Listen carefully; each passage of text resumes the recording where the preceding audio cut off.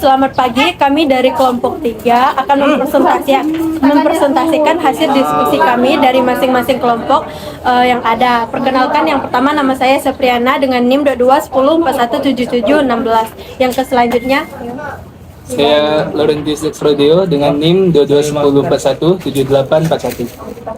Perkenalkan, nama saya Sari Fitri dengan NIM 2210417745. Perkenalkan, nama saya Priska Indri dengan NIM 2210417746. Perkenalkan, nama saya Selvia dengan NIM 2210417750. Perkenalkan, nama saya Elasari dengan NIM 2210417710. Baik, yang pertama di sini saya akan membahas tentang hasil diskusi saya tentang penggandaan. Dari kelompok yang sudah kami bahas bahwa manajemen penggadaan yaitu merupakan proses perencanaan, pelaksanaan, dan proses penyerahan proyek atau persediaan untuk suatu barang atau produk oleh perusahaan untuk memenuhi kebutuhan persediaan pada suatu perusahaan. Selanjutnya, manajemen persediaan. Manajemen persediaan merupakan kegiatan perencanaan dan pengendalian persediaan barang dalam rangka memenuhi prioritas bersaing perusahaan terhadap permintaan konsumen. Tujuan dari persediaan adalah mempermudah atau memperlancar operasional perusahaan baik produksi maupun penjualan. Contohnya, barang habis pakai seperti suku cadang, barang tak habis pakai seperti komponen peralatan dan pipa, dan barang bekas seperti komponen bekas. Fungsi dari manajemen persediaan adalah meminimalisir biaya pengendalian bahan baku supaya tidak terjadi pengurangan maupun penambahan bahan baku. Sekian dari saya. selanjutnya Logistik dan distribusi adalah dua konsep yang berhubungan erat dalam manajemen pergerakan barang dan penyediaan layanan. Logistik melibatkan perencanaan, pengorganisasian, pelaksanaan, dan pengendalian. Semua aktivitas yang terkait dengan pergerakan penyimpanan dan pengiriman barang secara efisien. Tujuannya adalah untuk memastikan ketersediaan barang dengan waktu yang tepat, di tempat yang tepat, dan dengan biaya yang efisien.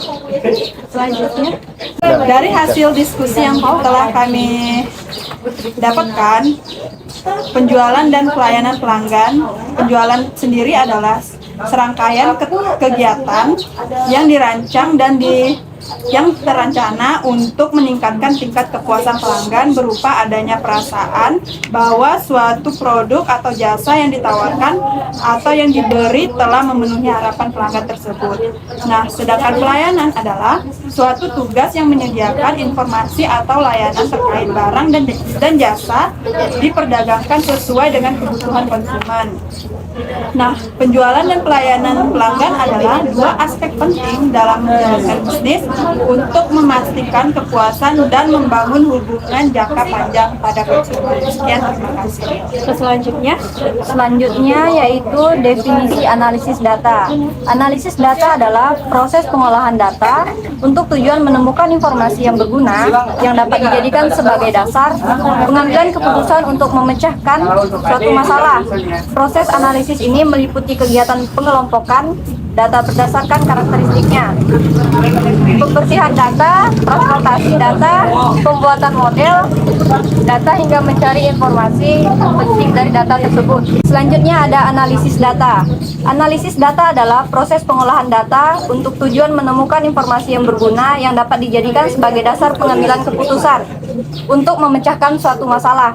Proses analisis data ini meliputi kegiatan pengelompokan data berdasarkan karakteristiknya, pembersihan data, transformasi data, pembuatan model, hingga mencari informasi penting dari data tersebut.